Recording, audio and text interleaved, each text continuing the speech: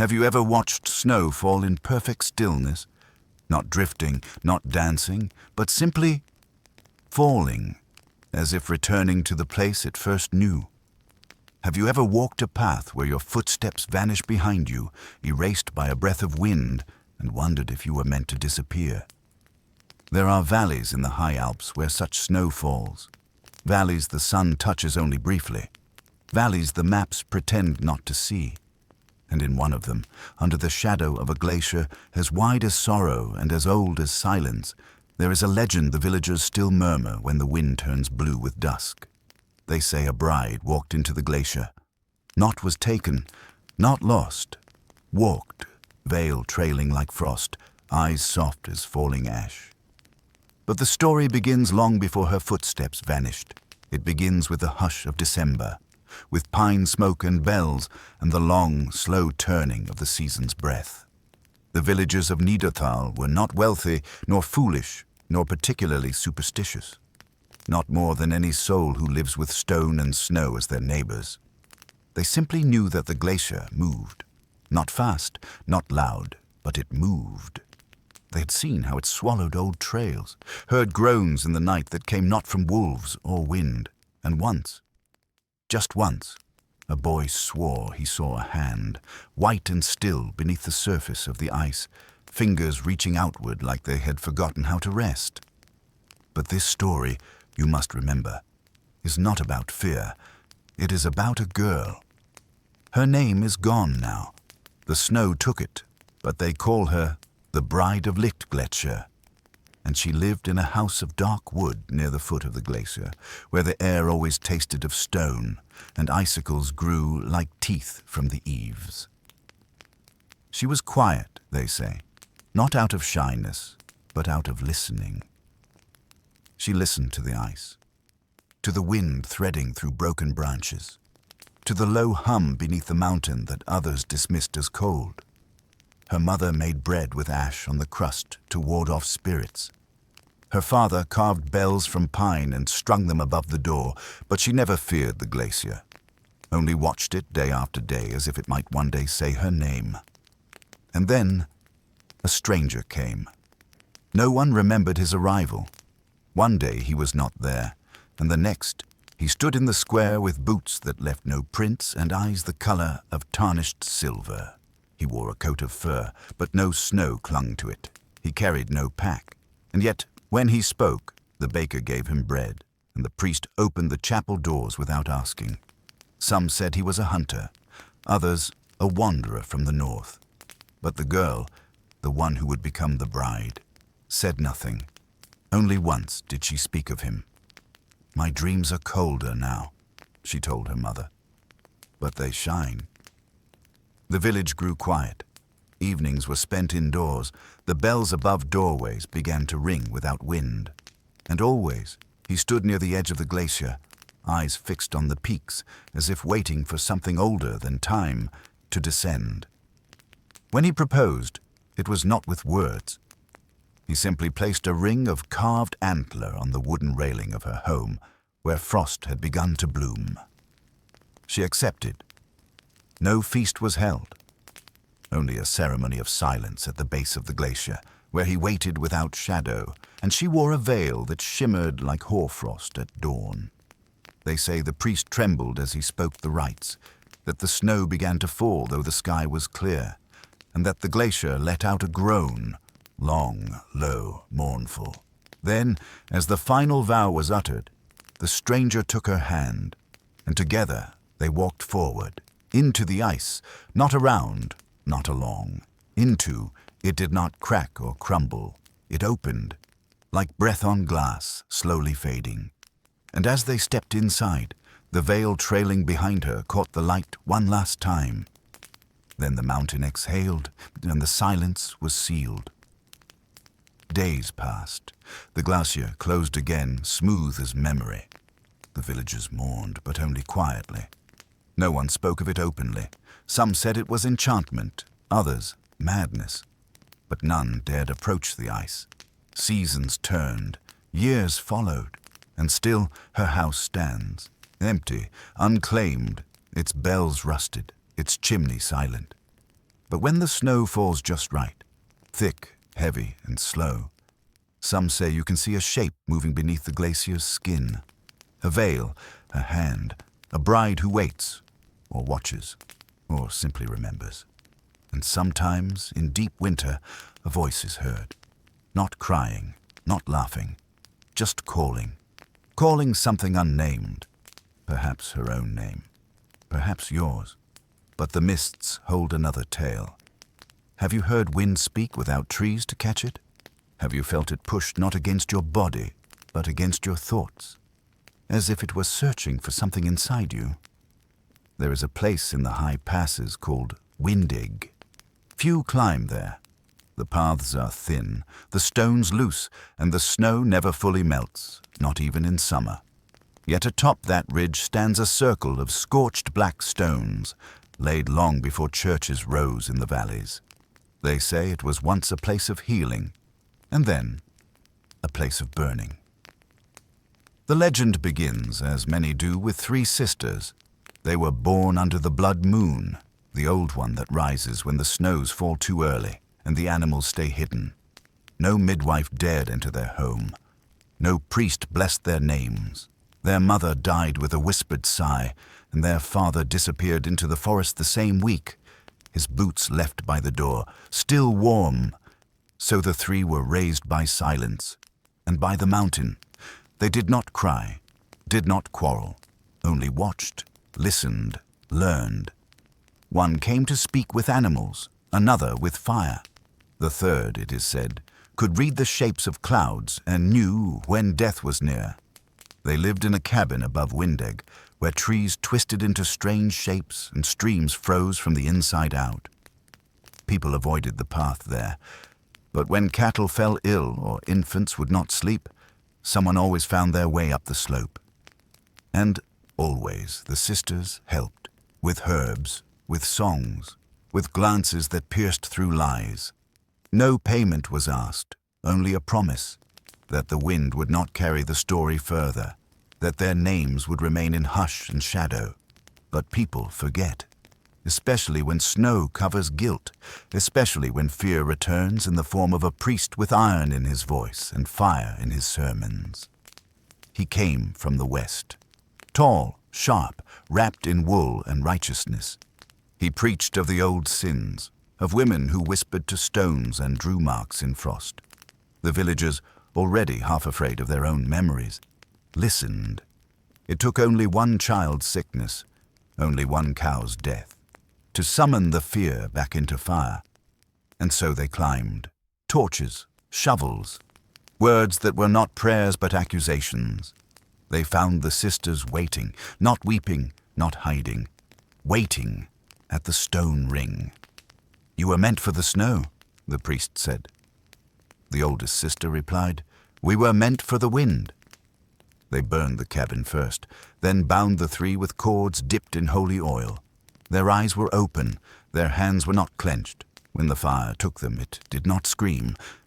It sighed. The snow nearby did not melt, it simply withdrew. And then the wind began to howl. It rose sudden, sharp, swallowing shouts and prayers alike. Torches were extinguished. One man swore the flames turned blue and whispered his name.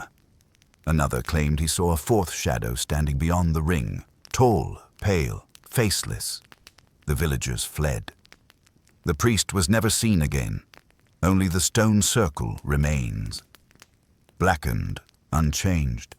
And now, each winter solstice, the wind returns. It rattles shutters, it slips beneath doors, it speaks in strange voices. Sometimes as children, sometimes as women, sometimes as something else entirely. The villagers of the valley below light candles that night. They leave bread and salt on their steps. They teach their children not to say the sisters' names, not because they are cursed, but because they are listening. And sometimes, when the wind softens, when it hums instead of howls, you might hear a lullaby, a song sung by 3 voices, each distinct, each still waiting, not for vengeance, only to be remembered rightly. But listen, there is yet another name whispered in the wind. Have you ever called into a canyon and heard your own voice come back wrong? Not merely echoed, but changed. Higher or slower or soft in a way that makes your skin shift. There is a gorge near Lauterbrunnen where voices do not simply bounce. They answer.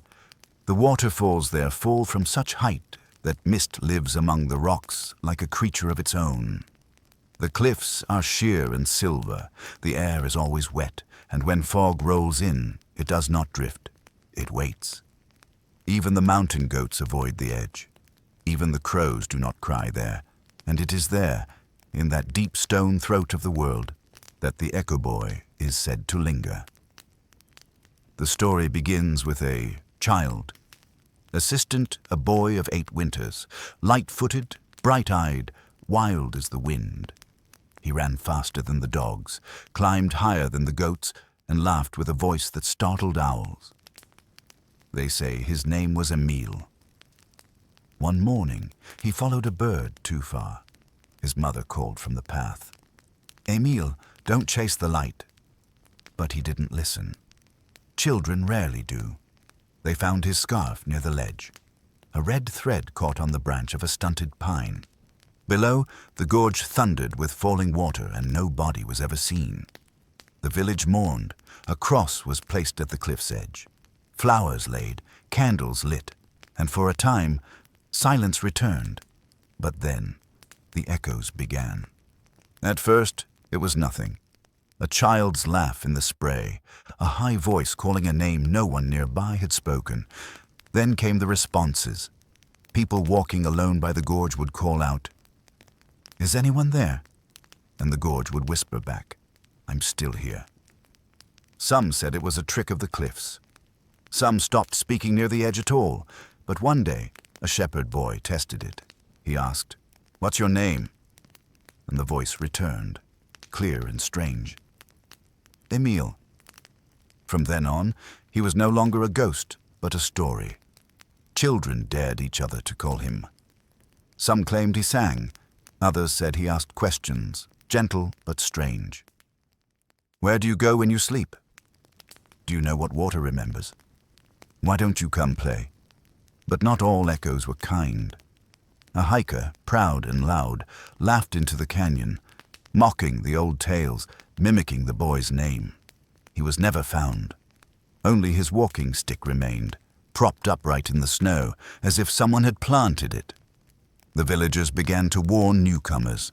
The Echo Boy is not cruel, but he is not only a boy.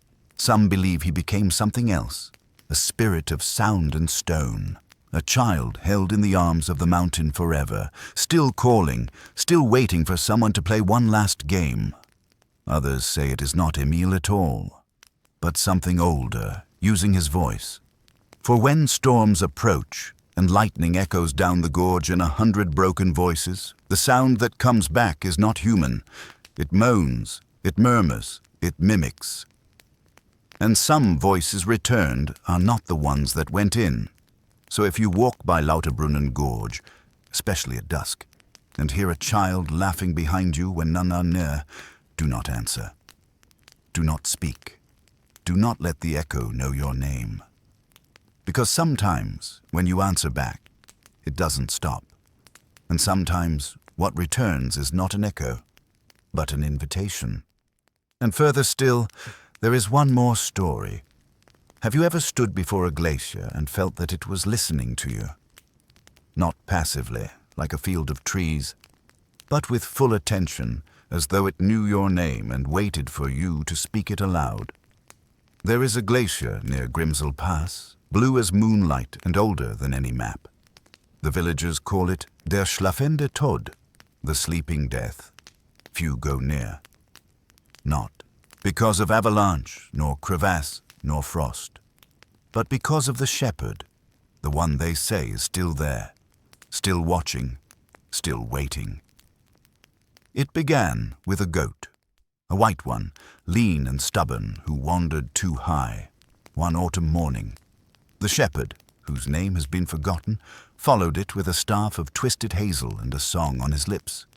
He was young, they say, not more than 20 winters, and loved the high pastures more than people. He wore a carved stone around his neck, said to be passed down from a grandmother who dreamed of birds and heard voices in snow. He had no fear of the glacier, walked close to its edge when grazing, even touched its face once. Cool, smooth, like breath drawn inward. That day, as the mist rolled in and the sun retreated behind the spires of granite, he saw the goat's prints veering off the trail, not down, but into the ice. Not beside. Into, he followed. At first, the air grew hushed, as if even the wind were holding its breath. The snow deepened, the light thinned, and then the ice opened before him, a narrow fissure glowing faintly from within. He called the goat's name. No echo returned, only a silence so complete it pressed against his ribs. Still, he stepped inside. They say the walls shimmered like glass, that ancient flowers were frozen inside them, petals blue and red, bones of birds, coins from lost kingdoms. He walked deeper, and the entrance sealed behind him. Some believe he was drawn in, others say he chose it. No one saw him again. Only the goat returned, weeks later, thin, trembling, eyes glassy with something that did not belong to the mountains. The villagers searched. They sent ropes, dogs, maps. Nothing. Until one day, a child walking with her grandfather along the glacier's base stopped and pointed. "There," she said. And sure enough, there he was, a figure behind the ice. Not buried in it, but standing upright, one hand raised to the glass. His eyes were open, and he did not blink. They say he looked peaceful, that his mouth was slightly open as if caught in the middle of a word he never got to finish. The old ones knew then. It was the ice tomb, an old legend, half forgotten, whispered only during storms. A place within the glacier where time does not pass, where those who enter are preserved, but not dead. Not quite. It is a prison of stillness, a sanctuary, perhaps, or a seal meant to hold something older than the mountains. And the shepherd, he became its watcher, its key, or its warning. Now every 7 years, someone swears they see him shift, a hand that moves, a blink, a breath of fog against the inside of the glass, and each time the snows fall heavier. The animals flee lower, and dreams in the village turn cold. One woman claimed she saw him in her sleep, offering her the carved stone from his neck. She woke with frost on her hands. The stone was not there, but the shape of its string had marked her throat. They say the tomb is growing, that it reaches deeper now, its pulse spreading like root beneath the ice. Those who live near it leave offerings, a coil of wool, a bell, a cup of warm milk, not for the shepherd, but for what he keeps inside. For some whisper that he was never trapped, but that he stays willingly to guard what sleeps behind the second wall of ice. A shadow deeper still, something not yet awake, something not meant to remember. So if you walk near Grimsel and the air feels too still, if your breath clouds and does not drift, turn back. And if you see a figure in the ice, do not wave, do not speak, and above all, do not listen if it speaks to you first. But the story does not end there. Have you ever heard a bell ring when no one is near? Not the clear call of a church bell summoning a village to prayer, but a faint, haunting toll that drifts on the wind like a secret waiting to be told. In Murren, a village clinging to the cliffs like a bird's nest, there is such a bell. No one sees it. No one knows where it hangs. Yet, when winter nights grow long and clouds swallow the moon, the bell tolls, a slow, deliberate sound that seeps through stone and silence. The story goes back centuries before the roads were carved and the railways clattered along the mountainside, before tourists came with cameras and maps, before Murren was more than a handful of wooden homes with roofs bowed by snow. It was said there was a monastery hidden deep in the high woods above the village, a place where monks lived not just for God, but for the mountain itself. They worshipped the ancient spirits of snow and stone, guardians older than the churches and the kings. The monks kept a bell carved from bronze and blessed with chants whispered through the long nights. Its sound was said to carry far, a call to the unseen, a bridge between the world of light and the world beneath the ice.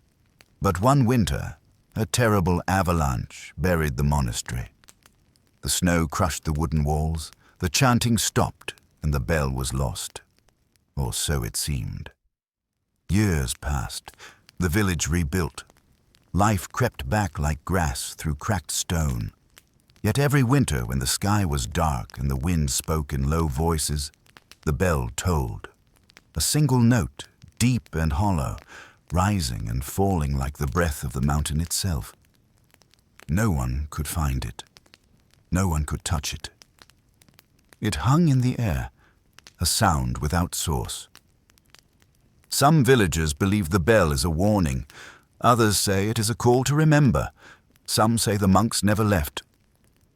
Their voices still trapped beneath the snow, still ringing through the silence. One old woman who remembers the avalanche like a wound in her bones swears she heard the monks' prayers in the toll. She said the bell sang of sorrow and hope, a song for those lost and those who remain. But not all who hear it listen well. There are stories of wanderers drawn into the woods by the bell's call, only to vanish without trace, leaving behind footsteps that fade into snowdrifts. And children are told not to follow the sound, for the bell's voice can lead you beyond the edges of this world, into shadows where no light lives.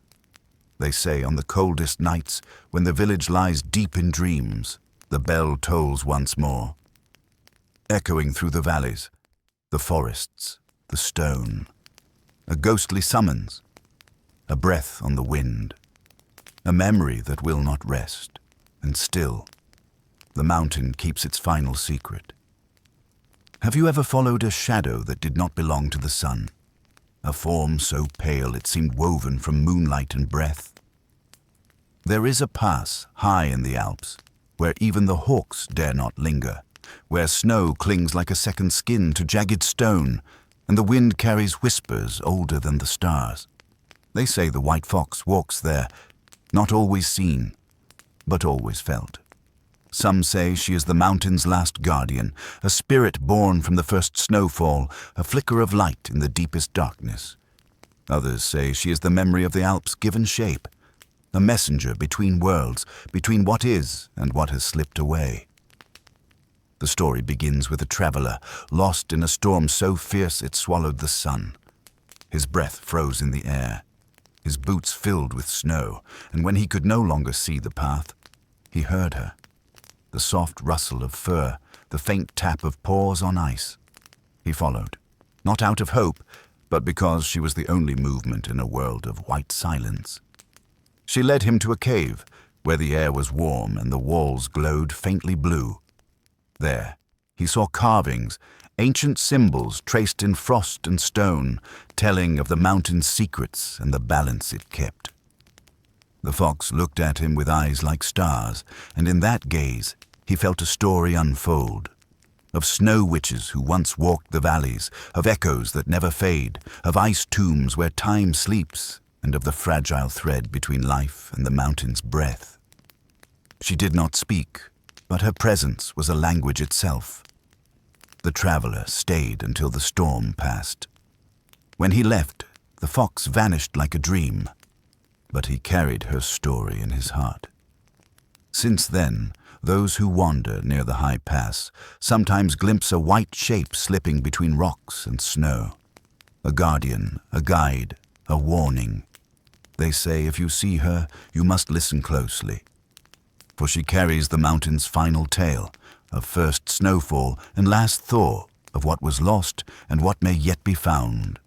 And in the quiet between storms, when the world holds its breath, if you watch the pass long enough, you might see her pause, turning her bright gaze toward the horizon, waiting for the day the snow will melt completely and the mountain will remember its own name once more. So hush now, let the wind speak. The snow remembers.